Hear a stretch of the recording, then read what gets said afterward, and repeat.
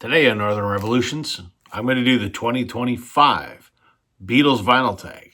But before we get into it, we've also got an unboxing to take care of. So stay tuned.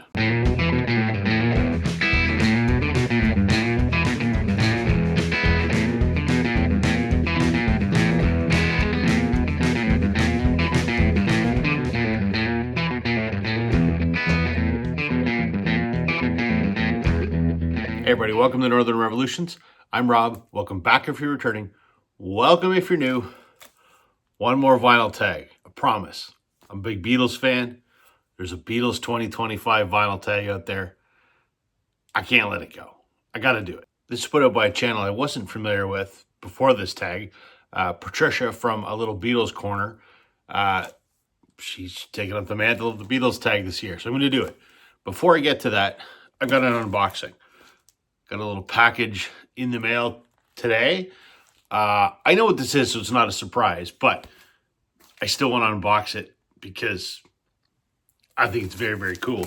It's from a guy named Tim, who I've got to know through YouTube, regular viewer of my Wednesday night live stream. Tim and I chat a lot offline. Tim is in Ottawa, which is, 6 hours away from me. And Tim has an uncanny ability for meeting musicians.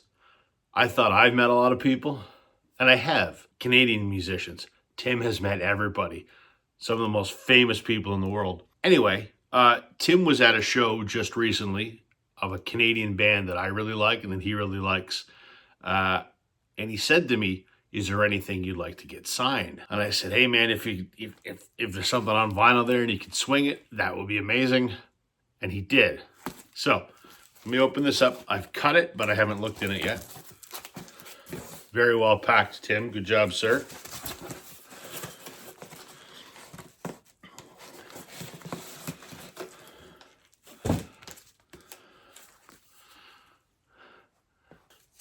I'll take this out of the sleeve. This is a band called 5440. They're a Canadian rock band that has been around since the 80s. This is their self-titled album. I think it was their first album, maybe second. This came out in 1986. You may not know 5440, but you'll probably know one of their songs. There's a song that they wrote, which was a hit up here, called I Go Blind. You will probably know it as a Hootie and the Blowfish song, because Hootie and the Blowfish did cover it several years later. The 5440 version's better. Baby Ran was another big Canadian hit on here. But this is cool. This is the anniversary reissue of this. I've got an OG one, which I don't need anymore because I have this, which is better. This now has a gatefold, which the original did not. Tim included a little note on here saying, signed 25th of January, the Schenkman Arts Center, Ottawa, Ontario, post-show. I'm going to keep that with the record and put it in the jacket. Let's take a look at the record. Oh, this is cool. I did not expect this. The original obviously is on black vinyl. This is on kind of like this sort of opaque, transparent, sort of almost Coke bottle kind of color. That's awesome.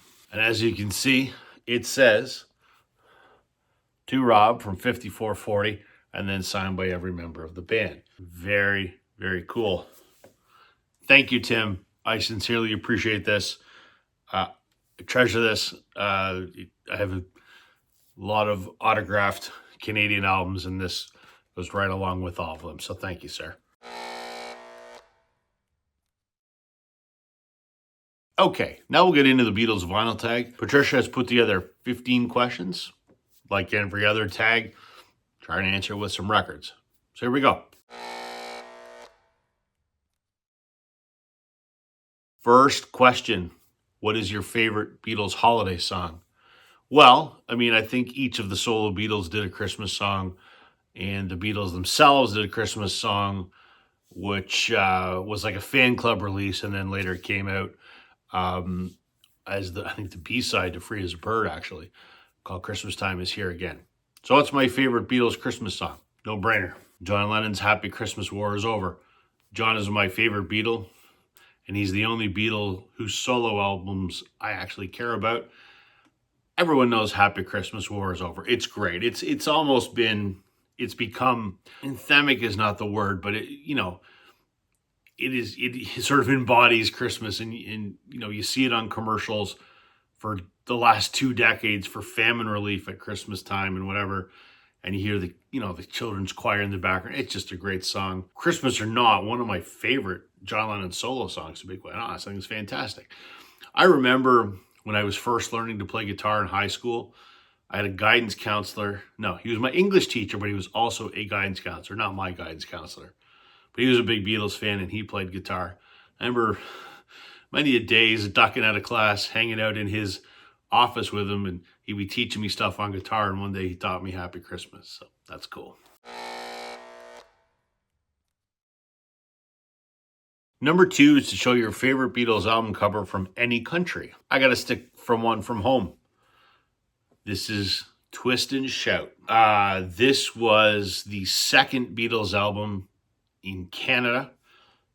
This is basically Please Please Me with one or two songs changed. It's our unique cover. I love it because the only place you'll get this album is in Canada. So it's our little piece of the Beatles that is uniquely ours. And I love that. There's the back there. It's on the Rainbow Capital label in mono. I love the cover. It's got that, Beatlemania era, photograph. It's kind of got a very, period early 1960s, typography on the front. I just think it's catchy. It looks good. And it just, it's ours. And that's what I love about it. This is actually an original 1964 pressing, and it is in absolutely remarkable condition. So love this one.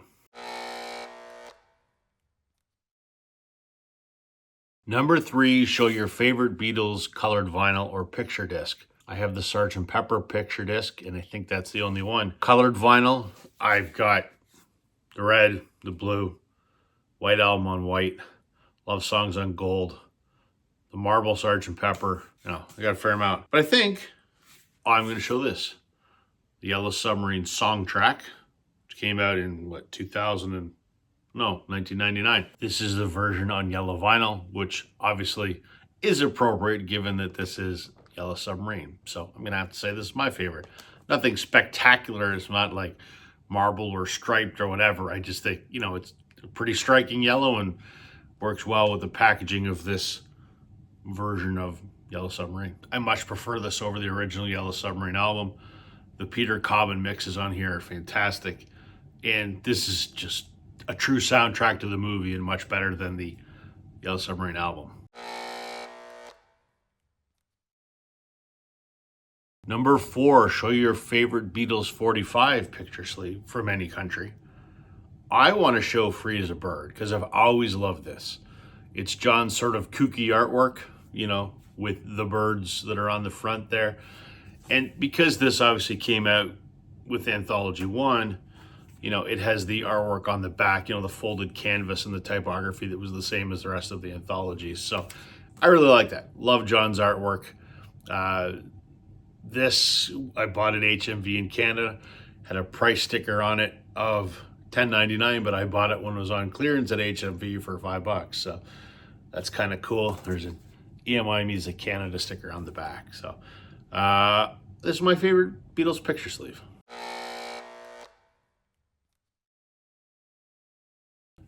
Number 5, show your favorite of the last 3 Beatles songs and rank them.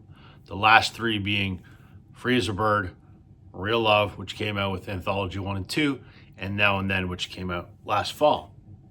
Okay, my favorite has always been Real Love. Why? Real Love and Free as a Bird came out around the same time. Free as a Bird was the first new Beatles song, and while it was cool and awesome, I really do like it. What they were able to do with John's vocal wasn't fantastic. I mean, it kind of sounds echoey, like he's singing into a garbage can. I still love the song, and I love what the band brought to it. But I absolutely love Real Love. Now, they did speed up the tempo a little bit on this, so John's voice is a little higher than it was in the original recording, but it doesn't matter. I really love this. There's some nostalgia for me associated with this song, but this is absolutely my favorite. To me, it feels like the most finished of the three. I mean, Now and Then is great, but a lot of the work was done now and 20 years ago, and that only feels to me like it was Ringo and Paul, because George had already done his stuff, and John and him were both deceased. So to me, this is the best of the three. Then I love Free as a Bird. I remember watching the anthology the night it debuted on ABC and seeing the countdown, new Beatles song in 2 minutes, 1 minute, 10 seconds, whatever. And then the video that went along with this was fantastic. And I was just flush with emotion when I saw this the first time, sitting there watching it with my dad, because I had never experienced a new Beatles song before, because I obviously was too young. So my second favorite, I love it. Now and Then, I would rank that third. I really like it. I think it is the perfect capstone for the Beatles' career, and it's a good way to finish it out. The video especially is great. How they've done that with old Beatles and new Beatles and interacting with each other. It's just so well done. It's a song of remembrance and longing and whatever. And I love that. It is my least favorite musically of all of the songs, but I still love all three of them. Wouldn't trade them for anything.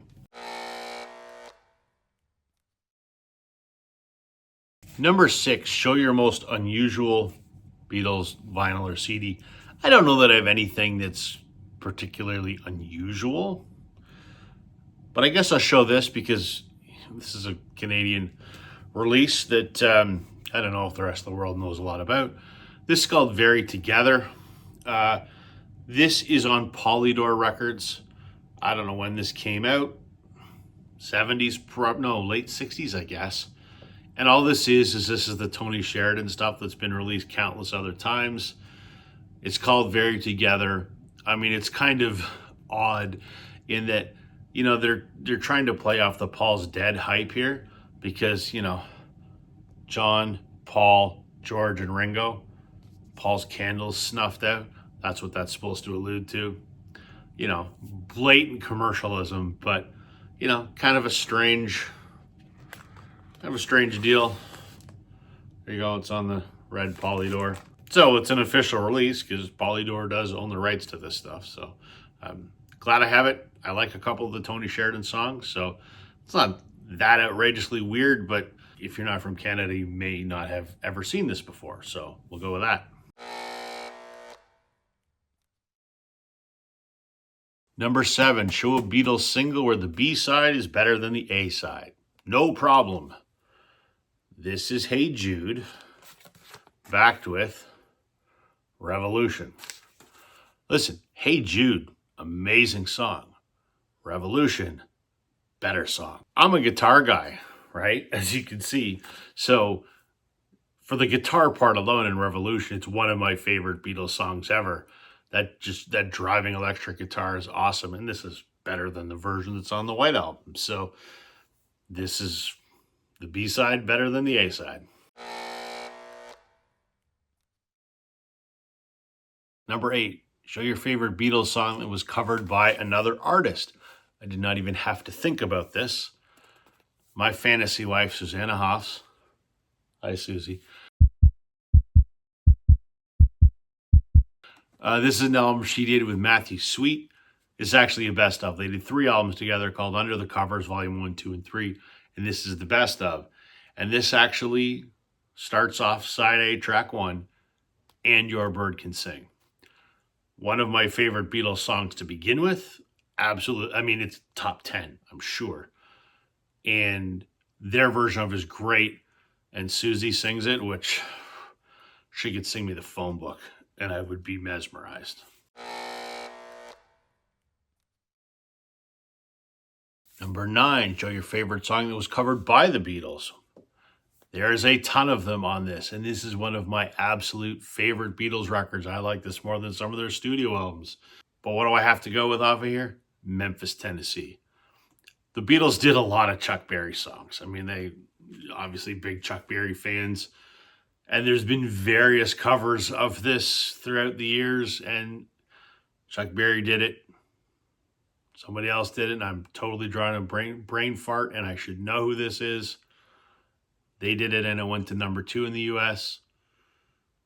Drawing a blank. I'll put it right here. His version's pretty amazing, but I love the Beatles version. It's great. The Beatles recorded it 4 times for the BBC. Appeared once on here. Another version appeared on air live at the BBC Volume 2. Doesn't matter either one. I love them both. Just a great, Chuck Berry sort of 12-bar blues kind of early rock and roll song. And I just love it. It's the narrator of the song is trying to talk to the operator to try to get some information on someone who tried to call him. You find it in the end. It's his 6-year-old daughter. What a great song. So my favorite cover, and that's hard to pick because I love a lot of those early covers they did, like Please Mr. Postman and Roll Over Beethoven. I got to go with Memphis, Tennessee.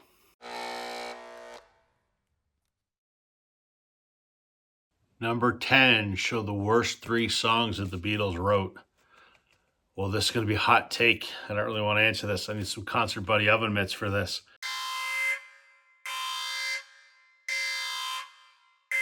I've said before, there's one Beatles song I cannot stand, and I don't care if I ever hear it again. And it's one of the most beloved Beatles songs. I hate the song Yesterday. I can't stand it. Why? I have no idea. I don't ever want to hear it again. I haven't heard it in years. My level of disdain for that song is substantial. Sorry, it just bugs me. I'm sure a lot of you are yelling at me and going to leave nasty comments, and I've lost a bunch of subscribers for that. But hey, opinions are what makes these videos interesting. So sorry that I don't like Yesterday. The next one I'm going to go with, off the incredible White Album, is the closer, Good Night. Sorry, guys. Sorry, Ringo. It just seems like such an anticlimactic way to end this absolutely masterful album. The song just bores me to death. And lastly, off Yellow Submarine, All Together Now.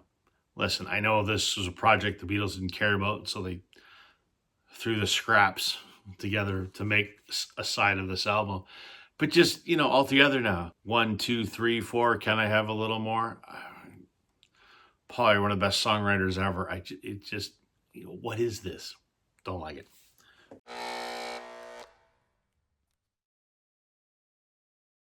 Number 11, show the last Beatles product that you bought. This, a Canadian pressing of Rubber Soul, mono. I only had it because I wanted to upgrade the copy that I had. The copy I had was kind of scratched and the jacket was in really rough shape. This is not so bad. It's in reasonable shape. The record itself is in really, really good shape. So I haven't bought a new Beatles thing in ages. This was probably 6 months or more ago. I just upgraded my mono first pressing Canadian Rubber Soul.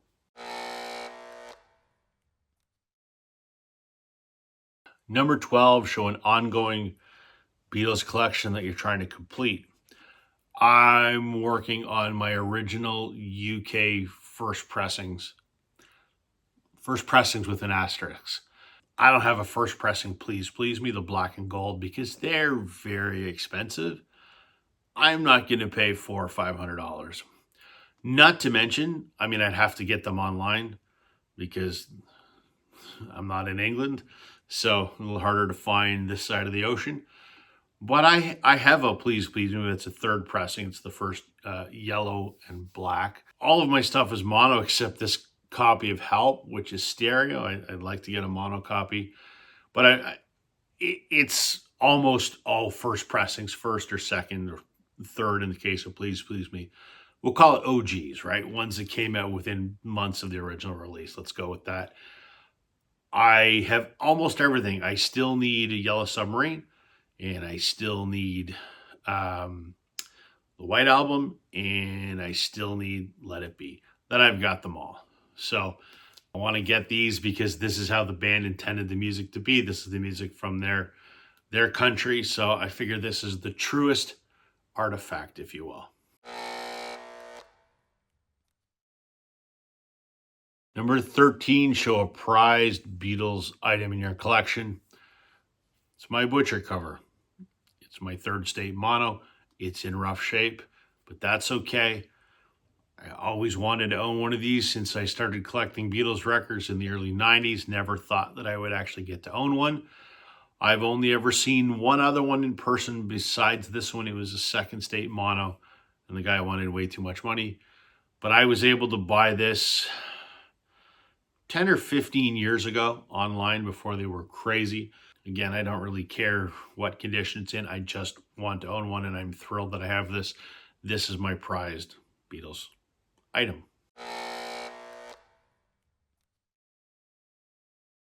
Number 14, show your favorite Beatles product that came out in 2024. I don't have one. I didn't buy any new Beatles products in 2024, and I don't think there was any worth buying in 2024. I know people be like, what? But the Capitol US albums came out. Yep. And I didn't think they were worth buying. I made a whole video about it. I've got my originals. I don't need the reissues. So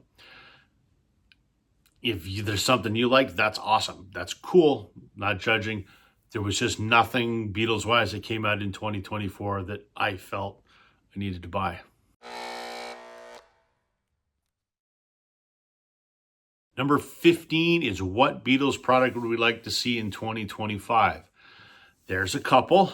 Top of my list, Beatles Live at the Star Club, 1962. Peter Jackson now owns the tapes. Peter Jackson is using his demixing technology to see if he can clean these up and make them listenable. I hope that happens. I really, really do. This is a great historical timepiece. It's not really listenable. I mean, it sounds like garbage, but there are a lot of songs that weren't done anywhere else. So I would really love if by some Peter Jackson magic, we actually got an official release from Apple of the Hamburg tapes. That would be incredible. I would love an official release of the remastered Get Back Rooftop sessions. It was remastered when they did the Let It Be project. You could watch the Get Back concert on, I think it was Disney Plus. Why hasn't that been made available on vinyl? That would be great. I hope that happens. That's it, folks. That's my Beatle tag for 2025. I will leave a link to Patricia's channel, A Little Beatles Corner. Please check her out. That's everything. Thanks, everybody, for watching. Catch you on the flip side. Bye.